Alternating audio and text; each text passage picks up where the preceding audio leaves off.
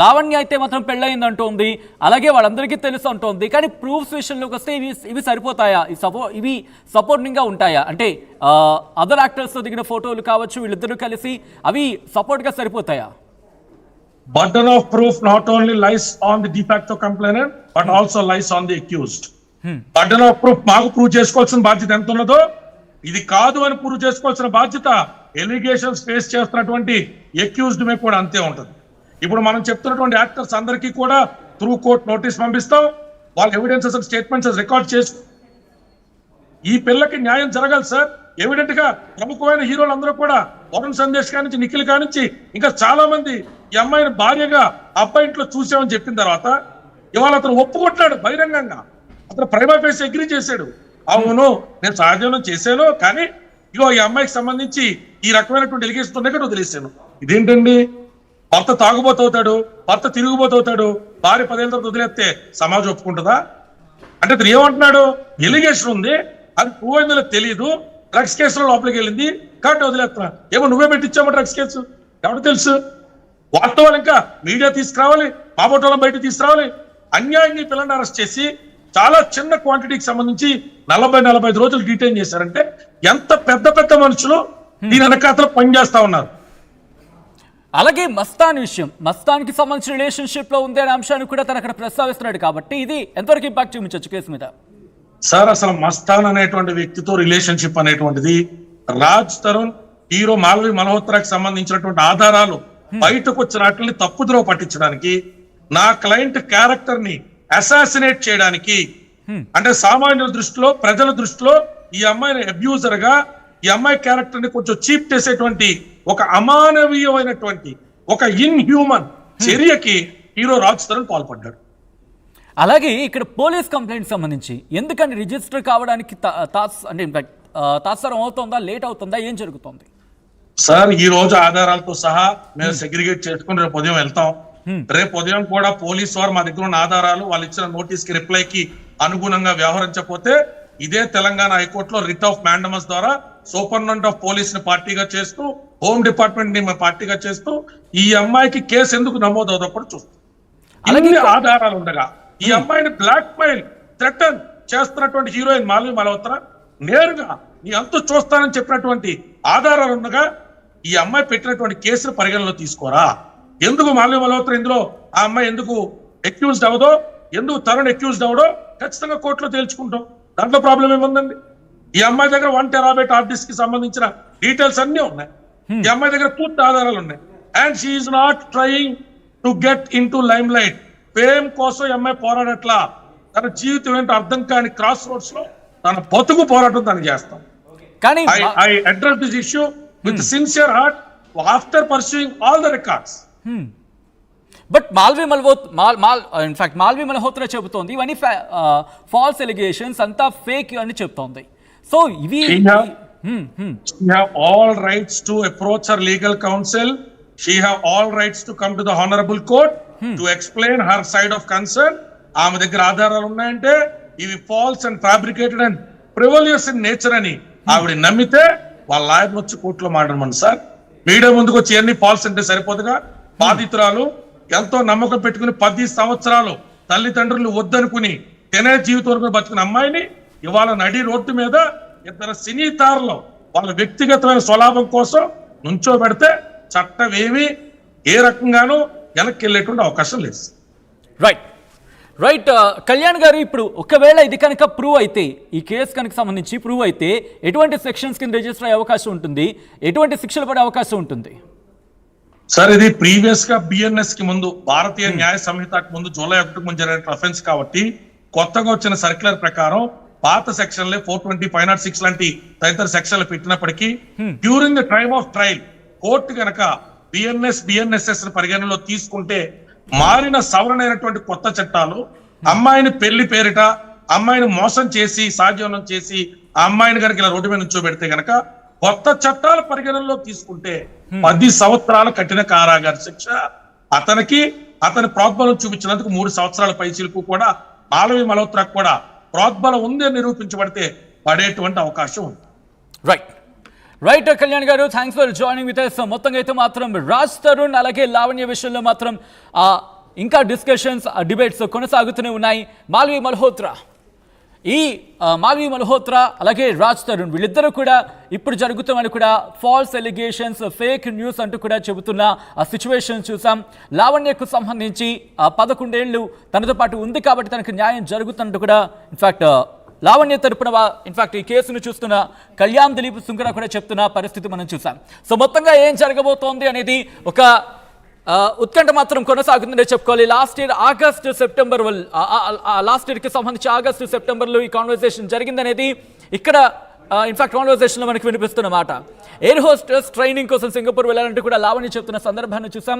అయితే ఇక్కడ Malvi Malhotra కనిగండి criminal mentality అంటూ కూడా లావణ్య చెప్తున్న సందర్భాన్ని మనం చూస్తాం. కానీ ఇక్కడ ఇంట్రెస్టింగ్గా ఇక్కడ అనిపిస్తున్న మాట ఏంటంటే మే 11న ఏం జరిగింది? లావణ్య చెబుతోంది మాత్రం ఆ వీడియో ప్రకారం లావణ్య ఏం చెబుతోందంటే ఆ మే 11న కోయంబత్తూర్కి సంబంధించి అక్కడ చెన్నైలోని ఒక హోటల్లో తన బర్త్డే వేడుకలు జరిగాయి. అక్కడ మాల్వి మల్హోత్రా ఉంది. ఆ ఫొటోస్ కూడా మాల్వి మల్హోత్రా అక్కడ దిగిందే అంటూ కూడా తను చెప్తున్న సందర్భం. కానీ అదే కాన్వర్సేషన్లో అంటే కాస్త తన కాన్వర్సేషన్ ప్రకారం చూసుకుంటే మాల్వి మల్హోత్రా అక్కడ లేదు అనేది మాల్వి మల్హోత్రా చెప్తుంది. నేను అక్కడ వెళ్ళలేదు, అక్కడ నాకు సంబంధం లేదంటూ కూడా చెప్తున్న సందర్భం. ఈ నేపథ్యంలో లావణ్య ఏం చేయబోతోంది? లావణ్య తన మనతో పాటు స్టూడియోలో కంటిన్యూ అవుతున్నారు. లావణ్య, ఇన్ఫాక్ట్ కళ్యాణ్ దిలీప్ శంకర వర్షన్ కూడా మీరు చూశారు. సో ఏంటి ఇప్పుడు నెక్స్ట్ మీ అడుగులు ఏంటి? ఎందుకంటే ఎంత ఇష్యూ జరిగిన తర్వాత రాజ్ మీ దగ్గరకు వస్తారనుకుంటున్నారా మీరు?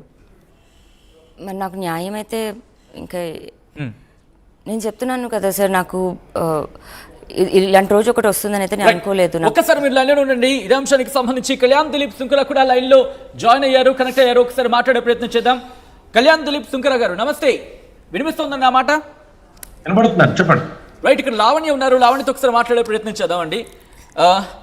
ఎస్ కళ్యాణ్ గారు, లావణ్య మీరు ఏమైనా క్వశ్చన్స్ అడుగుతారా?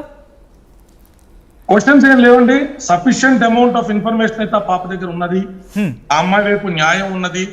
11 సంవత్సరాల పాటు ఆ అమ్మాయి అక్కడ ఉన్నది, అతనితో ఉన్నది, జీవితాన్ని కాంక్షించింది, ఊహించుకుంది.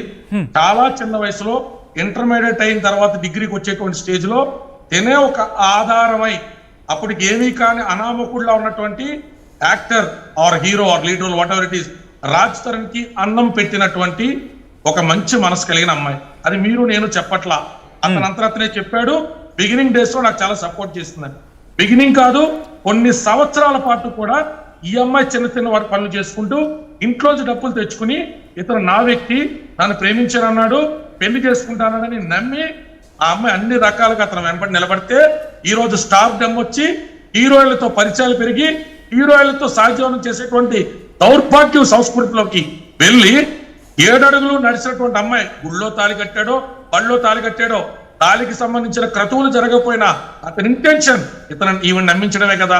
అతని ఇంటెన్షన్ నేను నీకు సెక్యూరిటీ ఇస్తున్నాను భర్తగా కాబట్టి నువ్వు నమ్మచ్చనే కదా. సో ఆ మ్యాలోఫైడ్ ఇంటెన్షన్ తో ఈ అమ్మాయిని ఇక్కడ దాకా నడిపించి ఈ అమ్మాయి జీవితాన్ని ఇలా చేసి. సో ఇప్పుడు మీరు కేసును చూపిస్తున్నారు కాబట్టి లావణ్యకు సంబంధించిన సజెషన్స్ ఇచ్చే ప్రయత్నం చేస్తారా? ఎందుకంటే కేసు ఇక్కడ వరకు వచ్చింది, ఇన్ఫాక్ట్ తన మాటల్లో కూడా అర్థమవుతుంది తనకి థ్రెట్ ఉందంటూ కూడా. ఆ అమ్మాయి ఎవరికి భయపడాల్సిన అవసరం లేదండి. అందరం కూడా అమ్మాయికి భరోసాగా నిలబడతాం. ఇది ఖచ్చితంగా సినిమా గ్లామర్ వేడిలో పడి జీవితాలు పాడు చేసుకున్నటువంటి యువతులకి ఈ కేసు ఒక కన్నువిప్పు కావాలా? ఖచ్చితంగా ఇటువంటి మ్యానిపులేటివ్ విధానాల్లోకి ఇది 6 నెలల్లో సంవత్సరం పాటు ఈఎంఐ ఇండస్ట్రీలో ఉండి అతని ఇండస్ట్రీలో ఉండి వీళ్ళిద్దరూ కాన్సెన్షువల్ గా తిరిగినటువంటి అఫైర్ కాదు. ఇది ఖచ్చితంగా మ్యానిపులేషనే. ఈ అమ్మాయి భయపడక్కల్లా. Lavanya, we are all there with you అమ్మా. ఈ ప్రూఫ్స్ అన్ని కూడా పర్సూ చేసినాం. ఈ కేసు లాస్ట్ స్టేజ్ వరకు out of all odds and criticism ఎలాంటిది ఎదుర్కోవాల్సి వచ్చినా కూడా ఖచ్చితంగా నీ వెంబడుంటాం. We are giving that kind of assurance. నేను కానీ నా టీమ్ ఆఫ్ అడ్వకేట్స్ కానీ అందరం ఖచ్చితంగా నీకు తోడుకోవాలి. కానీ ఎవరికి భయపడాల్సిన అవసరం. సో తను మీ దగ్గరికి వచ్చినప్పుడు ఎటువంటి సిచ్యువేషన్ ఉండింది, ఎటువంటి అంశాలు మీతో ప్రస్తావించింది, ఎటువంటి కీలక అంశాలు మీ దృష్టికి వచ్చాయి, ఎందుకు మీకు కేసు తీసుకోవాలనిపించింది? అప్పుడు మొన్న నేను న్యూఢిల్లీలో ఉన్నప్పుడు కమింగ్ బ్యాక్ టు హైదరాబాద్ అంటే మా సుప్రీంకోర్టు మొన్నే తెరిచారండి. సో జూలై 6వ తారీఖు నేను వస్తున్నటువంటి టైంలో నాకు 5వ తారీఖు కంప్లీట్ అయింది. నేను వస్తున్నప్పుడు నిన్న నైట్ అనుకుంటా యుఎస్ నుంచి ఒక పర్సన్ ద్వారా నాకు కాల్ చేశారు. యుఎస్ లో ఉన్న పవన్ అనే అతని ద్వారా నాకు కాల్ చేసి సార్ ఇట్లా ఒక ఇష్యూ ఉన్నది, మీరు లాస్ట్ టైం యూఎస్ వచ్చినప్పుడు నేను మిమ్మల్ని కలిసాను, చాలా ప్రూఫ్స్ అన్ని ఉన్నాయి, ముందు అవన్నీ మీకు పంపిస్తాం, అవి చూసి మీకు నిజం ఉన్నది అంటే ఈ అమ్మాయి తరపున కేసు తీసుకోండి అన్నారు. ఆ తర్వాత 45 minutes ఆ అమ్మాయితో నేను ఫోన్ కాల్లో కాన్ఫరెన్స్ లో మాట్లాడా. నేను మాట్లాడినప్పుడు ఆ అమ్మాయి దగ్గర ఉన్న ఆధారాలు, తనకున్నటువంటి పెయిన్, తనకున్నటువంటి థ్రెట్, రాజ్ తరుణ్ ఉన్నటువంటి political and public high handedness, సొసైటీలో పెద్దోళ్ళతో పరిచయాలతో ఈ అమ్మాయిని ఎలా సప్రెస్ చేయాలనుకుంటున్నారు. 6 నెలల క్రితం నుంచే ఈ అమ్మాయిని ఫేక్ కేసులు, ఫాల్స్ కేసుల్లో ఇంప్లికేట్ చేయడానికి ఎలాంటి పెద్ద పెద్ద తలకాయలు కదిలిని ఈ అమ్మాయిని రైల్వే స్టేషన్ కాడి నుంచో పబ్లిక్ ప్లేస్ నుంచో కూడా ఫోర్స్ఫుల్ గా డిటైన్ చేసి ఏ విధమైనటువంటి ఆధారాలు ఉన్నాయని 40-45 రోజుల పాటు ఈ అమ్మాయికి బెయిల్ నిరాకరించినట్టుగా చేశారు అనేటువంటి విషయాలు చూసినప్పుడు నిజంగా బాధ అంటే అంటే కళ్యాణ్ గారు, సారీ ఫర్ ది ఇంటరప్షన్. అంటే ఇప్పుడు ఈ కేసుకి సంబంధించి డ్రగ్స్ కేసు కూడా టచ్ అయ్యే అవకాశం ఉందా? అంటే దాని వెనకాల ఎవరున్నారు కూడా తీగలాగే అవకాశం ఉంటుందా?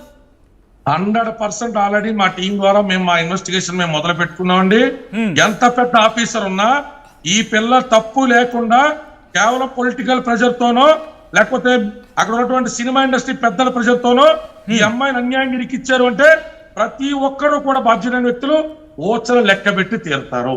ఇందులో ఏ విధమైనటువంటి సంశయం అవసరం.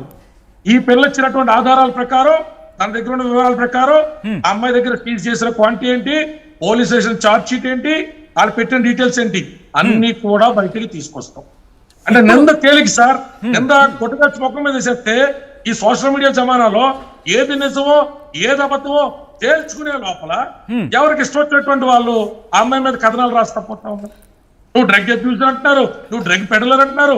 ఏ మెడికల్ రిపోర్ట్ చూసి మాట్లాడుతుంది, ఏ మెడికల్ రిపోర్ట్స్ పోలీసు వాళ్ళు ఫైల్ చేశారని మాట్లాడుతుంది.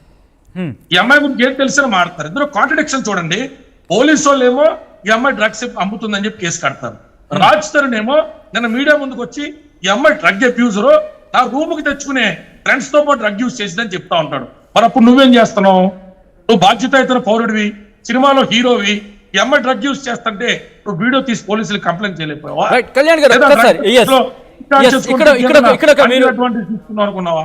ఎస్, ఒక్కసారి అంటే మీ రూమ్ లో ఈ డ్రగ్స్ కి సంబంధించి ఏమైనా జరిగింది? లేదండి, లేదు. అంటే నేను ఒక వీడియో చూపించాలనుకుంటున్నాను 40 seconds.